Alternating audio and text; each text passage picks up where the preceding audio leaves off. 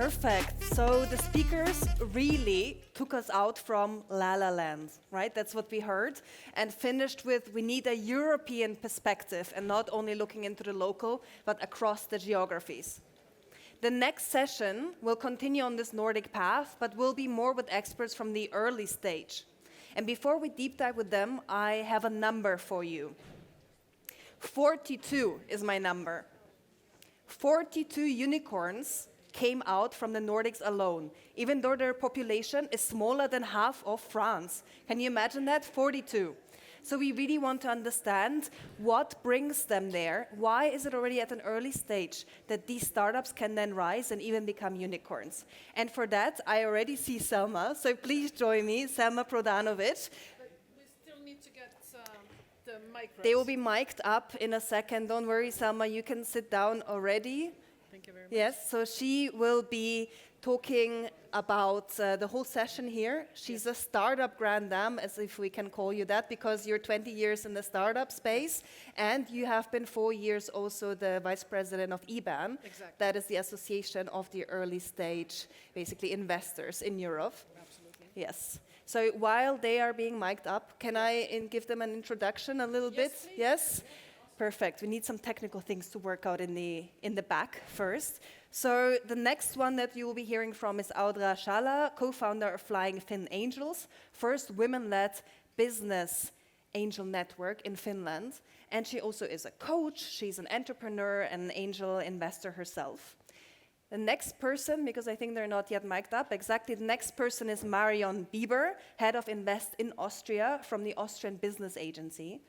And then we have Mikko Silventola. Super excited to have Mikko on stage because Mikko is one of the first investors in Bolt.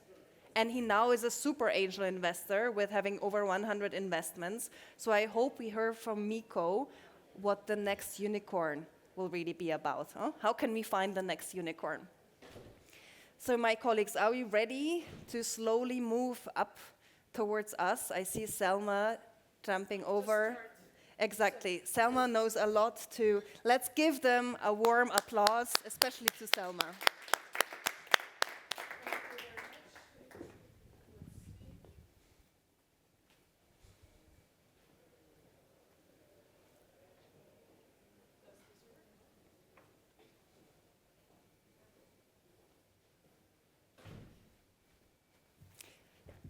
It doesn't yet work? Yeah. Yes? Got Perfect. it. Okay, wonderful. Please have a seat.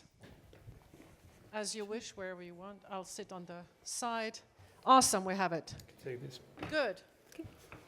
Thank you very much, everybody. You want to sit there? Okay. So just move a little bit.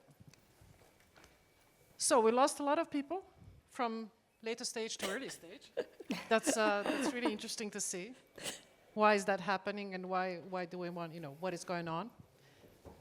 As we have been introduced, so my name is Selma Prodanovic, and I founded the Austrian Angel Investor Association 12 years ago, and which now is Invest Austria, and I'm very proud of the development that we have seen on the market, and it's really exactly this, from early stage to later stage, moving everything together. And it's an exciting time, and I think that we have a lot of opportunities. I have a fantastic panel here, and we're going to talk about the Nordics.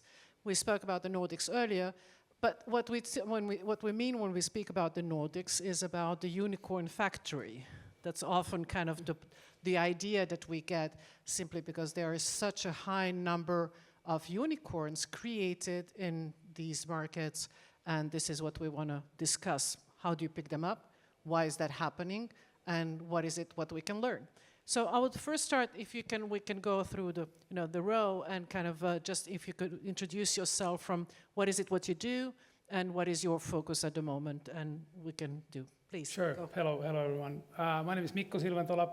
I'm an angel investor by profession now, having invested into several different startups from around the world, Nordics, Baltics, Africa, Southeast Asia, different places. Before that, I was an entrepreneur, founded companies in the field of content marketing / publishing that we sold, and been focusing on pretty much on angel investing for the past 12 years. That's it.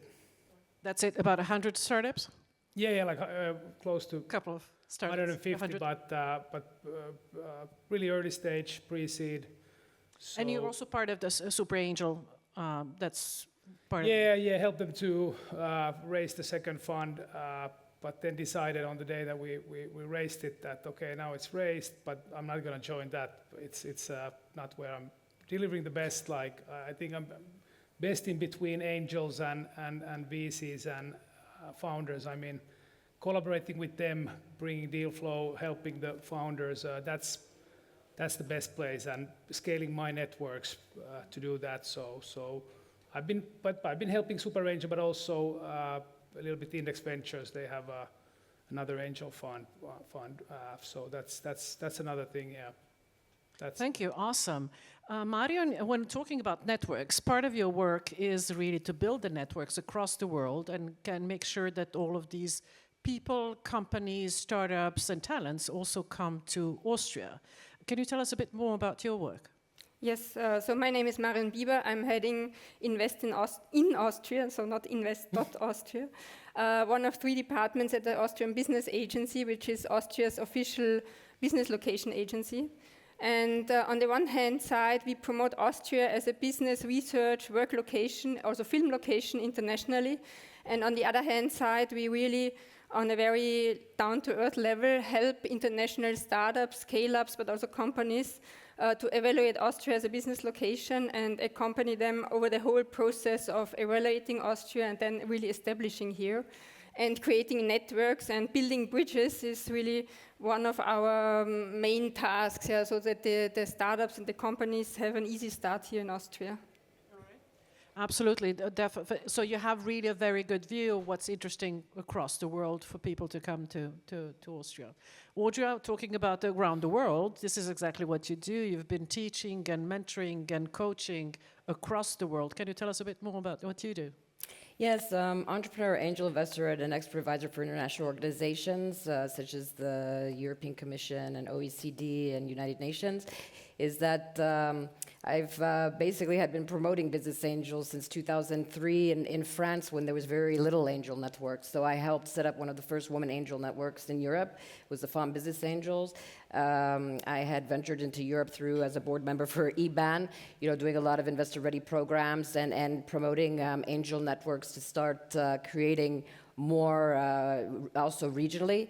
And then also through OECD, I was with the main OECD investment program, and I was working to promote the angel networks in the region, and had helped set up one of the first angel networks in the Middle East in Bahrain with Temu, and which was one of their first sustainable angel networks. And I'm basically American, based in Paris for 30 years, who's also half Lithuanian, so I have a lot of my roots, and I promote a lot of angel investing in Lithuania too, and also second residence in Finland, where I had been doing for the past 10 years, a lot working, having developed the Nordic Female Business Angel Network, but then gravitated toward, which we'll talk about later, to central Finland, where I saw a lot of hidden gems in Jyväskylä. And so we had just recently launched the Flying Fin Angels, because that's where all the rally drivers were born. And as we'll be talking later, the Nordics International Flying Fins, because basically even entrepreneurs have to be flying fins when developing their companies. And so this one is a women-founded angel network, but the majority are women. It's a ratio of 3 female investors to 1 male investor. And then on the European Commission side, I'm with the EIC jury, as you know, for the EIC Scaling Club, which is in ICT, health, and energy, and with the working group of hydrogen and clean fuels, which has been very interesting also in Norway with the sustainability, and also Finland and Sweden. And with the D2Excel Pan-European program, that is a scale-up program that also works, that we're working on the AI and smart and sustainable cities. So it's really kind of bringing together the whole ecosystem on the entrepreneurship side, the investor side, but also on the with all the other stakeholders, the government, academia, and to policy. Thank you, Audra. An amazing path that you've gone through. What I was thinking right now is that we used to say that angel investors or early stage investors invest only in their like 2 hours away from where they are because they kind of have more access and they can work with the founders. Obviously, when I listen to you, this is definitely not the case. We're talking about global access in all of it. And the question is, to start with, Mikko, is that something that has really changed with the COVID and the digitalization that has happened with that? Or is it, anyways, a characteristic that was part of Nordics? You mean it's characteristic part of Nordics to invest more far away than 2 hours, or what's the actual question? I think it's changed, of course, during the COVID.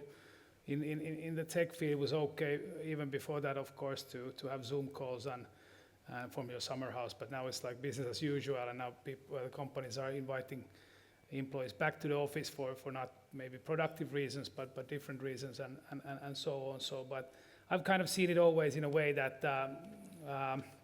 Audra does something in Jyväskylä, which is 5 hours from, or 4 hours from Helsinki. 3 hours by train, yeah. Well, feels like 4 hours from Helsinki, and I don't go to Jyväskylä that often, but I think to me it's the same if I would invest into, let's say, Bangladesh or some other location. It's I don't know, what's the point with being close? I mean, of course, you can meet the people, but honestly, the best deals I've done in investing into startups or buying real estate have been for products or for people that I've never met or never seen, like.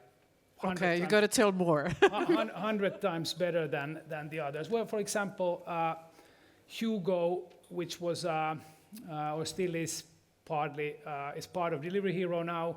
It's a Central European super app. They founded the company in 2015. I became an angel helping them to raise more capital because the guys were US educated, but they were based in El Salvador. And expanding that business, competing with Rappi, another Brazilian unicorn, close to like Volt or Deliveroo or Uber Eats in here in the US, I invested into them. They invited. I was living in Singapore. They invited me to let's have a face-to-face meeting after we've had dozens of Skypes or Zooms. I can't remember what was the system then, but then I looked at the flights and I noticed it's 45 hours. Then I'm thinking like from Singapore 45 hours and then back, and then you add the hangover into that, it's impossible. But the same with for example the Estonian Bolt. I was the first investor in that. I was based in Singapore. My older son was 4 months by that time. We landed into Singapore from Dubai.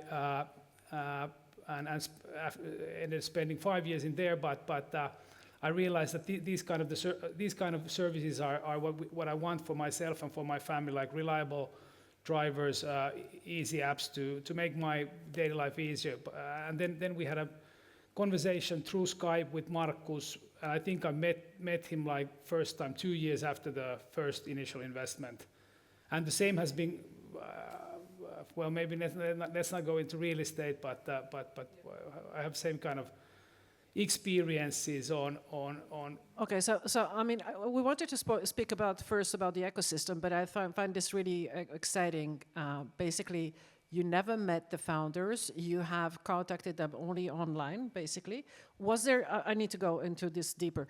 Have you had anybody, was there a lead investor? Was there an investor that was connected? Was there like really cold calling you or cold email and you find them and you start talking? I think I cold emailed them, but no, there wasn't any lead investors in the both cases of Bolt and Hugo, and both had the same kind of difficulties. Like Estonia 10 years ago, El Salvador, 9 years ago, something like that. But still, okay, Estonia maybe attracts more international capital these days, but El Salvador doesn't. Still, it's pretty considered as a... Well, talking about the ecosystem, which is really an interesting part, what you just mentioned, we know that, I mean, one of the reasons why the Nordics are successful is because they have immediately this kind of international global view first. Simply because the size of the market. I mean, if you start something in Estonia, if you start something in Finland, there are just not enough people to really have a business. Yeah, that's what for sure in Estonia. That's you realize it in the first day. Maybe in Finland or maybe in country like Austria or Switzerland, you think about it for a while and then you try to build a business for 1 or 2 years, which might be short period or too long period to do that. But of course, the best case is to realize that our markets are not enough. We maybe tested in here, but then we go to Germany or we used to think about Asia or US. But I think what I hear from like most of my Finnish portfolio companies these days is that it's first Finland, then it's Germany. What I heard from you also that. Yeah, but I think that there's a huge difference. That exactly in the discussion we had yesterday is like from Finland you can only go to Finland. From Austria you can go to Germany and you have the same language. Yeah. This is exactly one of the reasons why would companies come also to Austria. Austria being simpler than coming into Germany, but still you have the access to all this DACH region speaking the same language. Yeah, exactly. So this is one of the main reasons why companies choose Austria.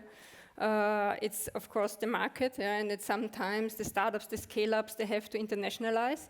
It's something which also connects us to the Nordics, because as you said, Austria itself is too small, and the Austrian companies are born global, and we have a very high export quota, so also the startups have to think immediately internationally.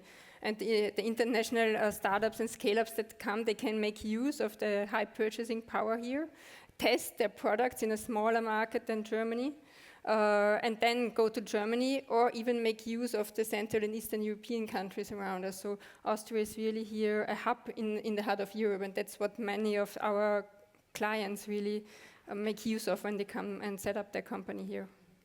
So that is one of the reasons why they come, is this kind of hub feeling. Yeah, exactly. And the market, The market. Actually, it's interesting what she was just mentioning is that one of our companies in Jyväskylä actually came to Austria.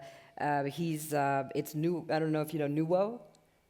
And they were talking about this nice, very onboarding system in Austria. So this company, applied for the innovation program, here in Austria. They're like on their Series A, but they're provided with a 500K, where 50% of it is from the grant from Vienna Business Agency, and 50% from the AWS. And that's where it's been. I mean, this company's, in superior customer-driven artificial intelligence, for SaaS. Basically, it's like getting all the cookies. We're going to have 90% of those cookies in the ad taglines are going to be gone. So how do we monetize the value for customers in the ads? And this is where he felt that in Austria. And this was coming from Jyväskylä, from where actually we created, you see these kind of innovation bridges. And that's where we had an International Venture Academy with the pitch rally, with the rally drivers, where he won, the first prize and got, his angel investing, but then is having this nice onboarding from Austria. I just wanted to mention that. Yeah, I think it's awesome because we're going to have in March there will be an event here where it's going to be skiing and it will be pitching in the on the ski slope. So we got to use all of these fantastic opportunities that we have. But I would like to hear from you, Audra. You have this overview and you've been so internationally, not only in terms as an investor and entrepreneur, but really coaching different cultures. And I do believe that much of what we are discussing here today has to do with the culture, mindset, entrepreneurial views. Have you seen differences? And if you spent the last 10 years in the Nordics, how different is it from the? Well, particularly in Finland, I feel that the due diligence is very well done. It's very serious, I feel. Also, the Finns are very reliable. So, and actually from the Finns that I've invested with, and the companies they invest in, I don't know if you agree or not with me, but I've seen them very hands-on investors. And maybe too much sometimes. Yeah, exactly. Like where sometimes they actually come in to help swoop the company when which actually, like one of my partners, there's two companies that are kind of the make it or break it, and he's actually being kind of like temporary CEO. There was two, the CEO and the CEO that both had strokes. in a matter of 1 week after another. And this is a big company, but this is like his unicorn. So his future unicorn. And I'm kind of looking at it as like, if this is a unicorn, I'm supposed to have my first horse, my own horse. So, I'm thinking, yeah, this one has to, but I've seen that there's been a lot of like really trying to see like, okay, how can we, save the situation and very hands-on rather than the passive. I've seen that with. But also it's, that's why I like this, why would we name the angel network in Uvasca Flying Fins, is because I had also read, with the United Nations, they were talking about flying fins, and it wasn't the rally drivers, but really this mentality that it's always thinking out of the box, and you always have to think about going outwards, flying to the opportunities and all. Now, sometimes like with again, he's pure Finnish, so but from what I see from my international perspective, being in Finland for so long within the different ecosystems, is that the angel investors, when they're thinking, like outwards and beyond, they're very easy to gravitate towards international hubs, and that's where. For example, like at Uvascla, there's a focus on sport, health and well-being, ICT, cybersecurity, and sustainability. So actually, because of a lot of R&D, for example, in Valencia, or what they see in Austria, they know how to hook up to the different platforms. So there is this kind of, because you see in the Baltics, there's, it's in they're even smaller, their DNA, the startup DNA is all about internationalization. Then you see I see a lot of more cross-border investing with Estonia, that they work very well together in that cross-border investing. On the Nordic side, on Norway, that's where I had a nice conversation, Mikko, about Norway, is because when we're trying to grab them, kind of to come more, to be involved with the European angel networks, is that they tend to they have a lot of their own funding in Norway, and then they gravitate a little bit UK, the US. And so we've been trying to work on that. Yeah, so definitely many options that are available there. I would like to go back to the ecosystem, Mikko, in terms of the unicorns creating unicorns or exits. There's a lot of the conversation, and we know that part of the Silicon Valley spirit is this paying forward and kind of helping each other. How much do you see that? I mean, like Nordics, like 40 unicorns or something when we look at the whole region. Yeah. So of course it must have a huge impact on the ecosystem. For sure, yeah. I think it's one of the most important things, like kind of building these mafias around, let's say, a pipe drive as a unicorn. Then it creates partly ex-employees, ex-investors, starting new companies as they've seen that somebody has taken it really high and made a big exit. Same with, like, I don't know, Supercell, Volt. I'm not even sure if Volt would have born, which is was sold to DoorDash for like 7 billion or something. Wouldn't have even born if there wouldn't have been a Supercell, which is a Finnish gaming company that was sold to SoftBank first and then to Tencent, or the other way around, can't remember, but like a $10 billion company. I think the same when it comes to Finland, Estonia. Of course, there was Skype in the beginning, but then there was Bolt, which is the biggest company in Estonia for now and kind of forever.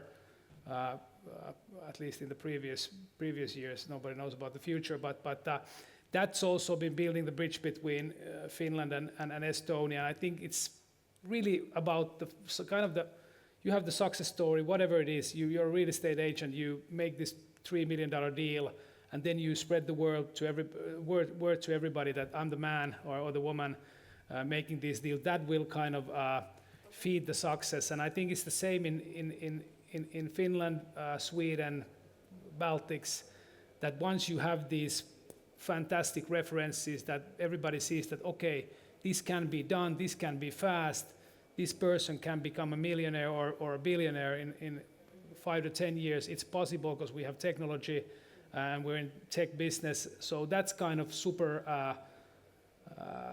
motivating for other people try starting it out. If they don't see these, they're like, it's not possible, I won't do it, I will become something else. So kind of, yeah, it's inspiring, motivating, all these success stories. You have to have it and you have to spread the word, and that's I think that's better than university or school. Well, definitely role modeling, visibility, and just you can be what you see. Is definitely the part. There are maybe a theory that I'm throwing out. I'm saying like the Nordics. One of the reasons, or the reasons why it's so successful. One, the countries are small, so that it's rather easy to be within the network. It goes fast in those terms. Secondly, there is this certain minimalism in the culture and resilience in the culture that makes it, I think, easier for entrepreneurs, because that's part of the entrepreneurial thinking. It's not like having everything, but it's more like doing with the little and being able to create out of the little. What do you, a Finn, say about that? Well, it's been changing, of course. The entrepreneurs used to be the losers, that if you can't get another job, then you become an entrepreneur, and that's why kind of the word entrepreneur in Finnish means kind of I'm trying, basically. It means I'm a trier, I try. And then something happens or nothing happens. And it's been changing, but I think, like, of course, first it started with Nokia. That was a success story that burned down. Then of course, Supercell, Volt, Small Giant Games, Angry Birds, all of these. And then there were so many logos, there were so many consumer products that people got into their hands, so they realized that, okay, this is something that's it.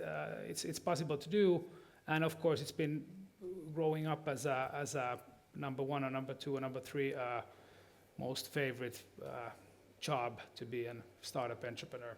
Okay, I didn't know that. I have to remember it. Trying. Okay, so it's yrittäjä. It means that I'm trying. I'm trying. Okay. Yeah. And there's another one that we learned from you that is very the sisu.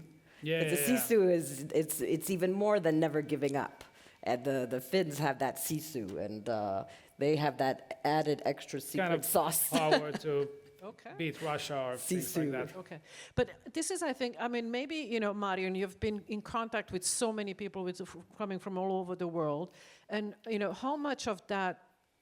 You see they come to Austria, they all want to come. That means they are all already international, they are already looking at the global scale and everything. But still, do you see something that you could say, in terms of culture and the mindset that they all have the same, or you say they are very different? I mean, like as we are saying, this entrepreneurial spirit, this kind of readiness to contact, is there something that you can say that is across the board the same, or would be different in the Nordics and somewhere else? Yeah, I think there are really differences from where they come from. So if we talk to a Chinese company, for sure it's different than a company from the Nordics, or even a German company. So, and I think that's also special about us, because we work geographically, so we know these cultural differences. So I really admire you that you invested without even knowing the persons, because I think same risk. 99% will anyways be flushed to the toilet. So, but I think in our business we see that really these personal contacts and the knowing of the cultural differences makes a difference. And I think it's also one of the assets here of Austria, because we have always been a mixture of culture. Yeah.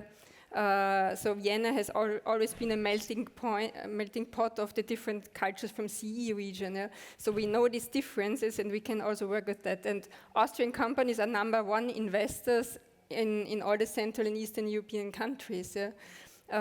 So it's important to know these differences. So coming back to your question, so there are big differences, and we see that companies from the Nordics, they are more direct often, and decide maybe also faster when they come, opposed to maybe companies from Southern Europe. So these are some differences that we see. Asking the both of you. I mean, historically, can you say, why was it possible that Skypes and Co. started in Estonia, in the Nordics? Why not in Spain? Or well, happened to be, of course, there was partly Swedish founders in Skype, and then Estonia, and maybe there was lots of engineering talent available, and then kind of the headquarters, the founding place was Tallinn, Estonia. well, starts from somewhere. Maybe it's the Swedes that sees that there's engineering power, let's go there. But after that, of course, then there's a Skype mafia, kind of hundreds or even 1,000 companies that have been formed after that by people related to Skype, or these days people related to Bolt or Supercell or Volt or Klarna, whatever. Stansk and all of that, yeah. I think that entrepreneur in Spotify. residence. Spotify. Yeah, absolutely. I think that entrepreneur in residence, also is that, I've had many, even when working in programs with the Middle East, you would even have Palestinians coming to Estonia and starting their companies there, because then they become a European company. And then actually then they go back and start targeting the market in the Middle East, but as a European company. But that's where many have been kind of coming to Estonia, where they bring all these really good engineers and are able to culminate them all in that. But it's definitely these kind of early starts that were there. Obviously, a lot of affinity to technology, to accept technology, was part of that. Then governmentally supporting technology and the development of the technology. Some of the taxes we've seen, also the discussion earlier, that these were part, the pension funds investing. So kind of this investment idea exists, or what I don't understand is this affinity to risk. I cannot catch where does that come from. I mean, I know that a guy that invested in Skype, I remember very well what he was saying. I mean, I've seen the pitch deck, and I would have never invested because it was so stupid, it's never going to work. And they owed him money, so basically he said, okay, I'll take equity, and that's how I invest. And it turned out to be what it has become. But many of the startups we know that really have this crazy ideas that never going to work, and you have basically this this attitude: 99 is going to fail anyway, so just spread it. So it doesn't matter if we anyway is going to fail. So then you can start investing, or you can start your own startup, and then the chances are 50-50. Which is really interesting, because you have that attitude, and you were discussing that the Finns have really a very good due diligence. So it's really interesting to hear this both. So obviously, like at this early stage, it's very individual, and people like to have their own view on how they're gonna kind of do the things. What I'm interested in, first, if there is any question or any comment from the audience, please do, and just raise your hand or just shout out. That would be awesome. Yes.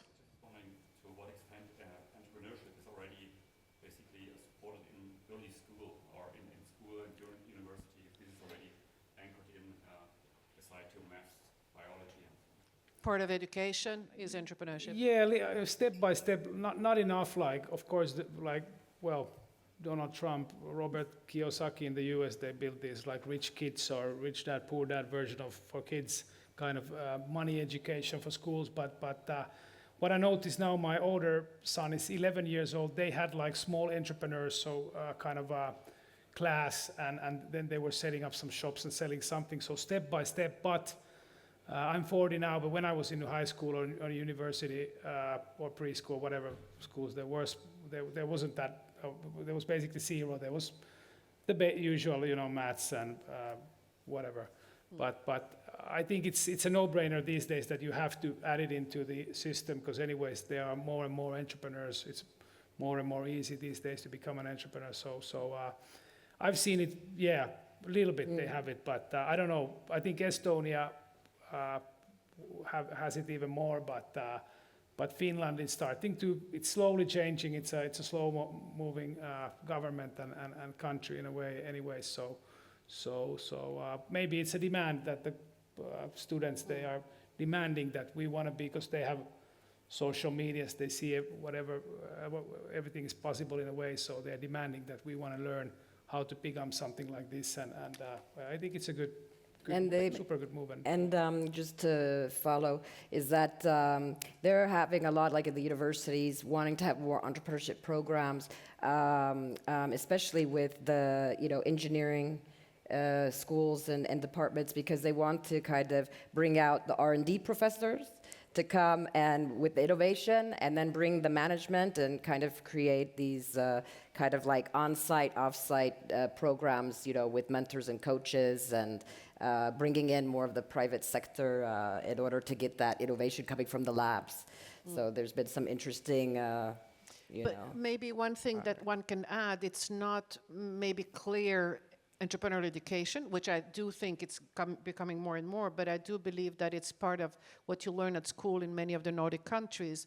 And what is part of the culture is this flat structure. It's not so this hierarchy, which means that you have an easier flow of ideas. And I think that makes really a difference in terms of how entrepreneurial thinking, the mindset develops, and you share the ideas. It's not stupid to ask, so all of these things I think make a difference. very similar to US, you feel, the Finnish, the Nordic, particularly Finnish education. Yeah. And definitely, I mean, they're on the top in terms of education. So that all adds on in terms of in gender in so many ways that we know that diversity adds to innovation, flat structures adds to innovation, resilience, minimalism. So these are all things that really can have. What I would like to go to spend some time. There was just a follow-on question. Do you see many spin-offs in Estonia and in Finland? Or in general? I know from the Jyväskylä region that we have a lot of very good spin-off companies coming from University of Jyväskylä. And we have these Unifund investor days that we actually bring a lot from FIBAN and investors coming from Helsinki and Espoo and to come to and Kuopio and things, because actually when you were mentioning also about the melting pot of Austria, that's what's interesting too, is Jyväskylä is like a melting pot because, you have Oulu, I don't pronounce these, I'm still trying, but Oulu, that's a lot of ICT cybersecurity, you have Kuopio and health, Lahti for sport, and that's where we're getting all those deal flows, but we're working with those universities, and these spin-offs have, actually one was Precision Phage, that has become, he just got his, got $1 million confirmed, but he was like the mad scientist coming, from the university with making all these phage cocktails. And when I was on the EIC jury, I saw one of those phage companies that they actually got invested in, and I was just kind of poking and saying, well, you don't see any other competitors out there? And he's like, where? I'm like, in Finland? And then he's like, oh, Matti. He's like, Matti from the University of Jyväskylä. He's like, yeah, he's creating all the phage cocktails. But he actually won the award on the taco ski lift pitch, because that's where the Finns are very good. When you talk about entrepreneurship ecosystem and all, the rally pitch, the ski lift pitch going up the ski slope. And so there are some, I know from like firsthand with for example, University of Jyväskylä, they have a Unifund, and they've funded very well and got these companies going. And then they have a lot of the good, with Business Finland and these kind of grants. Also, lots of deep tech companies are formed. Yeah, deep tech, Deep tech companies are formed in the university, and then they spin off, and of course they need to raise lots of capital to run. But so let's look at what we can, we've discussed several things that are really part and are making that ecosystem so viral at the end of the day. And is there something that we can really use to learn, be it here in Austria, or what is a lesson learned that we can say, okay, this is something that can be spread in Austria or anywhere else? If you can start with that, then I'll just change slightly the just question thinking from that this should be maybe answered from an objective perspective. No, from your point of view. It's, I think, from your experience. What to learn, like, it's things have been happening quite fast in Finland, so there has been like university, like Aalto University set up like Aalto Entrepreneurship Society, and then there was a slush event that grew when times were good and companies, the startups were raising lots of capital. That created a lot, so I think things changed pretty quickly, and I think the main reasons was these kind of movements. Maybe they started in universities or As Slush has started as a university. Slush, Aalto Entrepreneurs, all these kind of student-led things, and then at the same time, people were maybe quite smart. Some of them, so some of the companies were starting to be successful. So that kind of fuel the process even more, or the hunger, whatever. I don't know. It's been super fast move. Same in Estonia, so that it hasn't been something we've been building quite long, and things can of course change. Let's say Austria gets the first, or you've had some unicorns, Yeah. but like decacorns, Yeah. and then kind of this is the hotspot now. I think it's the same. It used to be, you mentioned like people were coming to Estonia or to Europe to form a company or learn something. Of course, at the moment it looks like Europe is in crisis now. Like US is drifting, driving faster than we are, and so things are moving quite fast, which is Well, hopefully a moving good quite thing. fast is going to be faster as of today. In terms of the changes that are going to happen coming from the US and across, and how Europe is going to react. So that is going to be an interesting. We're coming in an interesting stage in our in history of entrepreneurship. Let's put it that way. That is coming there. So let's. One of the things that now that you were talking about education, one of the things that is really interesting is that most people I know from the Nordics speak really good English. So it's also learning the language that becomes something that makes it easier to go international, which I know that, for example, in Austria, many kids that finish school do not speak so well English, which means that they are handicapped in terms of the presence, international business, and all of that. How much do you think of that? I mean, you've been traveling across the world.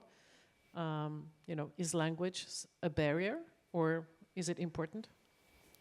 I think that is an advantage coming from the Nordics. Particularly the Nordics have very good English. In the Baltics, sometimes it depends, on some of the countries how much of the English or not. But I do feel that. I mean, even just in France, in our schools, you have many that they don't want to pitch in English, they want to stay in their mother tongue, and you're like, hey, you're wanting to go international, you're going to scale up later, how are you going to do that just in French?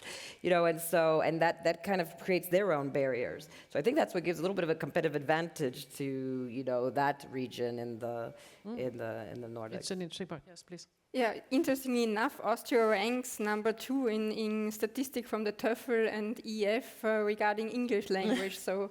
Okay. There are statistics that are really, really good. So, and I think you can really cope, especially here in Vienna. We have a lot of international founders, and it's easy to work in English. Maybe I just wanted to ask. And you also have to switch the kids' YouTube into English mode. That's what I'm doing for my 5-year-old. Yeah, that's true. And I would have a question, because where Austria is really good is we have a lot of support programs that you also said, and a very extensive system of grants for research and development. And we know that more than half of Austrian startups make use of these public funds. So is this network of public funds for R&D, for innovative startups as well, let's say, established also in the Nordics or in Finland? Yes, they do have these programs too, but I think that that's why I think for example, Austria to want to go international and to look into these regions also, because I think what helps too is that particularly because of these smaller countries, you have better hubs.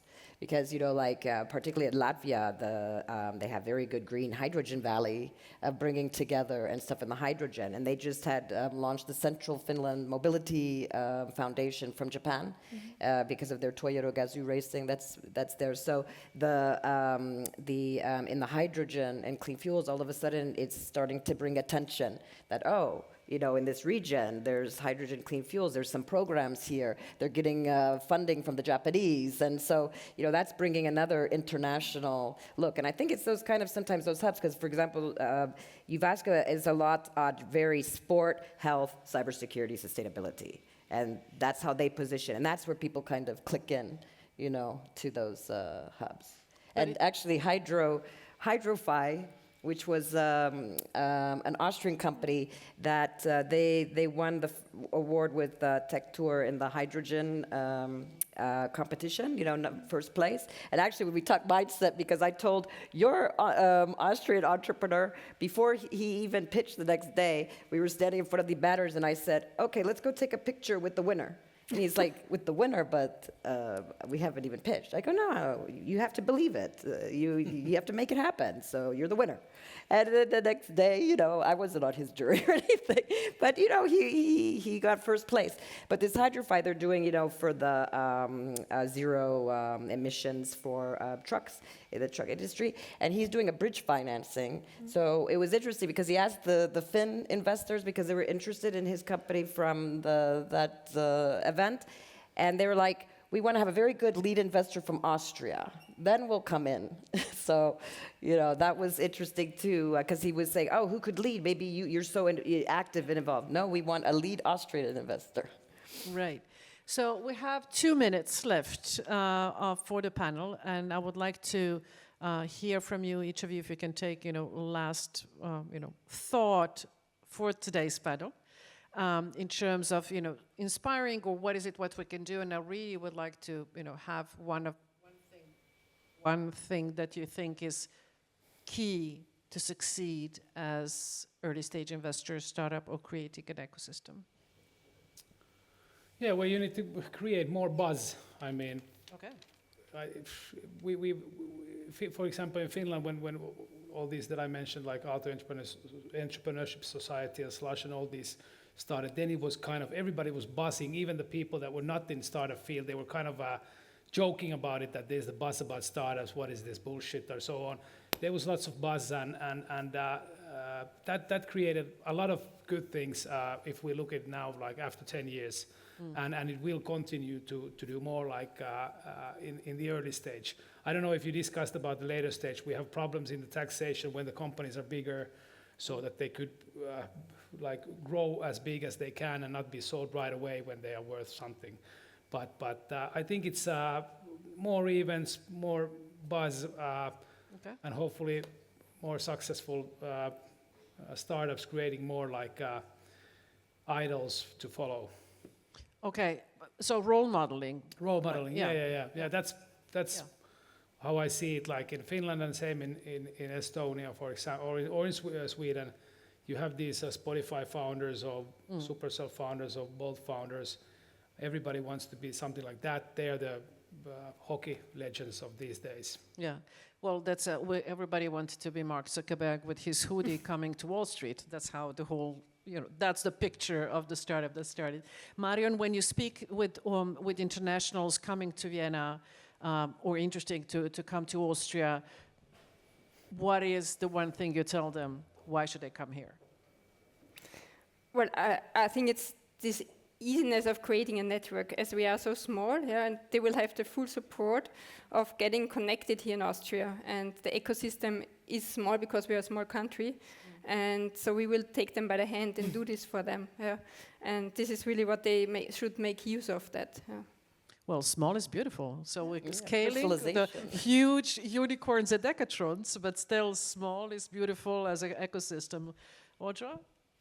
Yes, I would say that I actually like the mixture between the buzz and what you were saying about the smaller ecosystems, because I think also that, you know, for example, also when we're talking sectors like hydrogen has been a buzz, but then, you know, how is it really going to work in Europe in that? Because, you know, it's kind of easy with China and America, Japan, when you don't have different countries with different regulations and things, so that makes it more difficult.